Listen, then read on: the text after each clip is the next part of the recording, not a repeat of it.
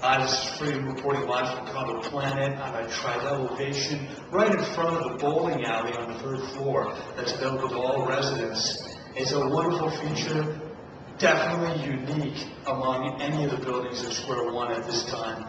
And it's available to all residents, simply a first-come, first-served basis. If you plan to use the bowling alley on the weekend, it is recommended to book 3 days in advance so that you can get a time slot to use the facility. If you're a resident, you can have 2 guests at maximum accompany you at the bowling alley.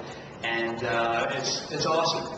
There's no cost to you. There are bowling shoes available at the rec staff office. And it's here for your use. So hope you enjoy it.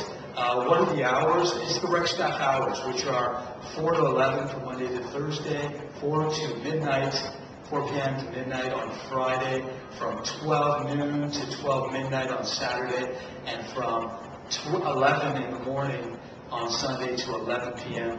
on Sunday at night. So those are your hours, and I hope you enjoy and have a great time.